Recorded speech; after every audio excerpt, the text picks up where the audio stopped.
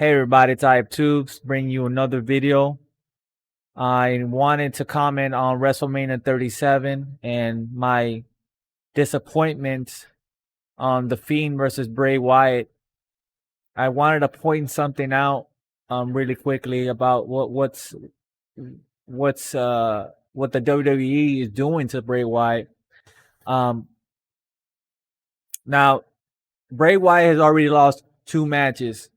That was the first one was with Goldberg, which I until this day I still don't understand why Goldberg was put over instead of Bray Wyatt. I love Goldberg. He's an incredible athlete and one of my favorite wrestlers, up there with Brock Lesnar, Hulk Hogan, all those guys. But in no way, shape, and form should Goldberg have won over Bray Wyatt. Bray Wyatt is the younger generation, and in no way should have Goldberg. Goldberg should have been putting over Bray Wyatt. He should have won, not the other way around. I don't understand. If someone says, well, he needed to lose to someone, okay, then make him lose to Roman Reigns. Make him lose to anybody else. It doesn't matter, but don't make him lose to Goldberg. Make him lose to the top contender, whoever that might be, whoever had the belt at that time, which I don't know. Make him lose at for the belt or whatever, for the heavyweight belt or something. But don't make him lose to Goldberg. It just doesn't make any sense. And then he lost to Randy Orton recently. And so I like Randy Orton. I think he's probably one of the best wrestlers they have on the roster right now. And I don't mind the Fiend losing to Randy Orton. It's just the way they went about it. It just didn't make any sense. It was stupid. It was really stupid what they did. So here's the thing. I don't work for the WWE. I never written anything for these shows or anything like that. I'm just some casual, as they say. I'm a casual fan.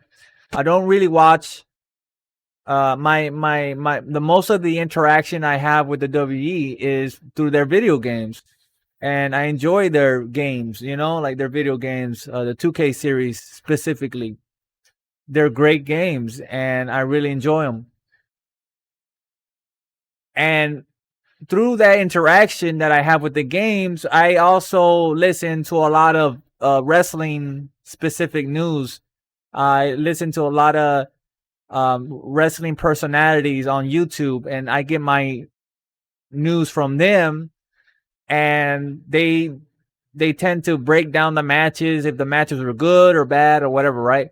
So when I heard that the Fiend lost to Orton, I was like, uh-oh, that can't be good. I mean, because they were building this, they built the Fiend up. They brought him back from the dead because he was burnt. So they built him up. He had this momentum going into WrestleMania, but then he lost.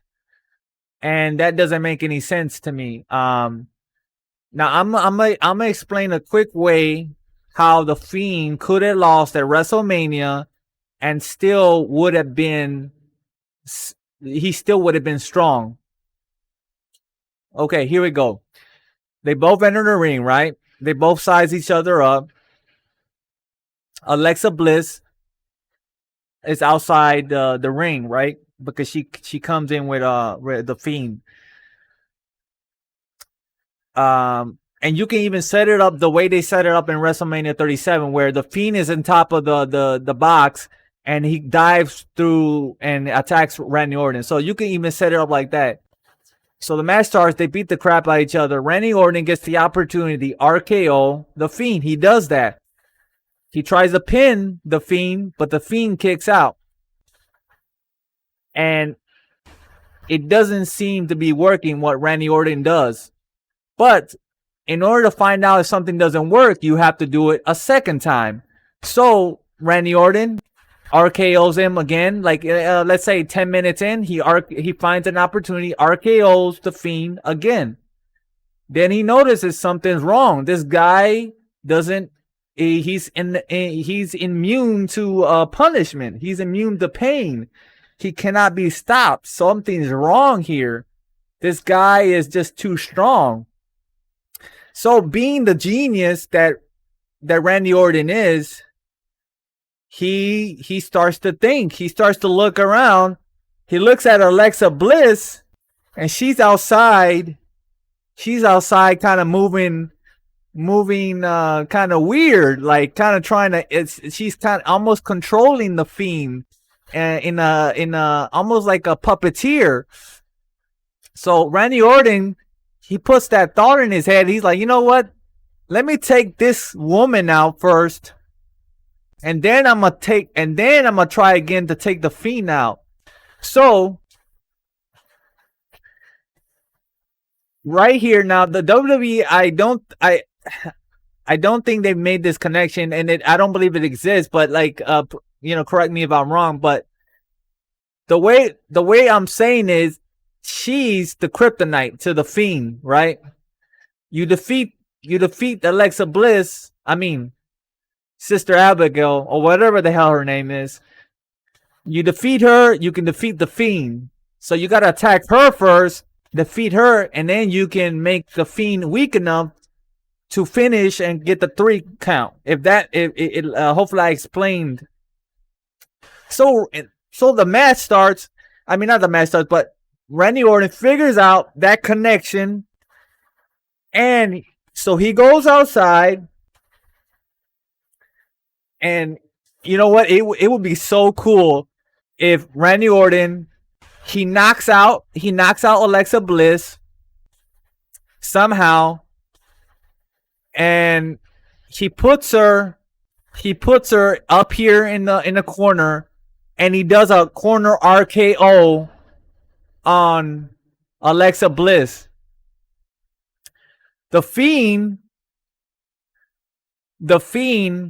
of course, somehow Randy Orton has to I don't even know how to say the word. Somehow he has to kind of disable the Fiend so he can get to Alexa Bliss. So maybe he tosses some stuff in his eye, maybe some sand, some dust, or some sort of material where the Fiend can't use his eyes. So he's kind of disabled. So that gives Randy Orton the chance to attack Alexa Bliss. So that's when he gets the opportunity. Puts her on the turnbuckle, RKO's her from the top rope. The Fiend starts to become erratic, like something's wrong with him, and he can't really move all that well anymore. Randy Orton then sees the opportunity. He RKO's the Fiend. He rolls him up. 1, 2, 3. Bam. Randy Orton wins. Now tell me, and maybe I'm just stupid, and maybe I'm not creative enough, but just tell me if that doesn't sound better than what happened last night. And the Fiend losing that way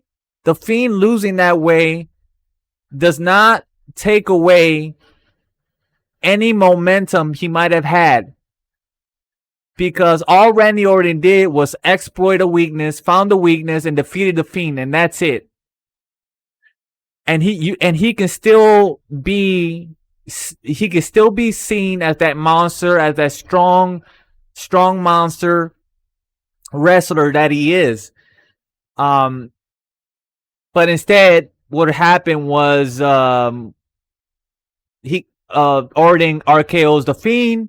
He loses, and it's just total nonsense, in my opinion.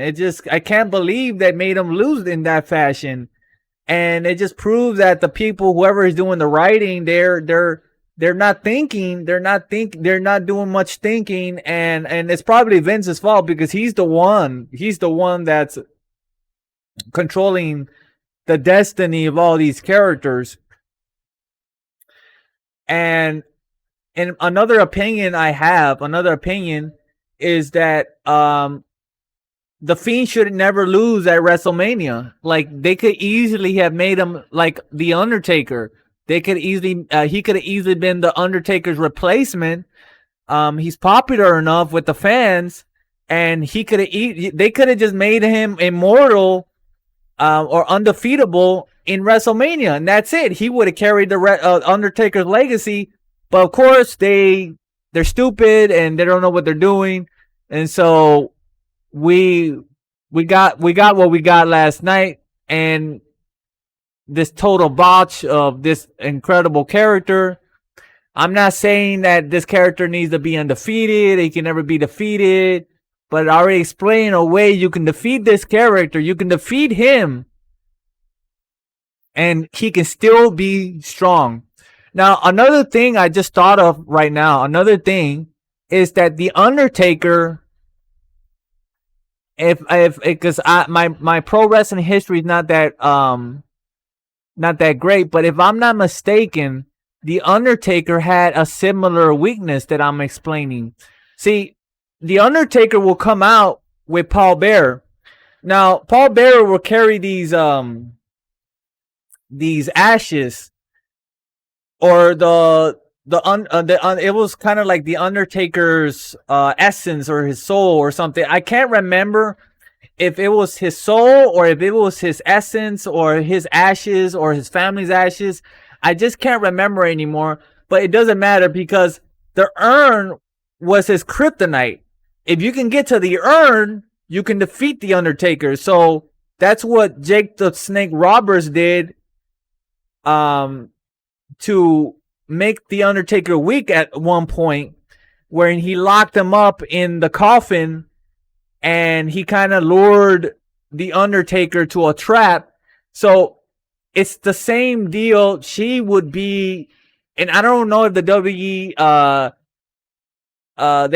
she seems to be the one. They're setting Alexa Bliss up to be kind of like the one that's controlling the Fiend. So she kind of has the power to make him lose or win. But I think the way they should have set her up would be like she would be the kryptonite basically, or the urn, or the urn like the Undertaker. If you can get to Alexa Bliss, you can defeat this monster. And so anyway, those are just my 2 cents, and that's all I wanted to say. Just thanks for watching. Peace out.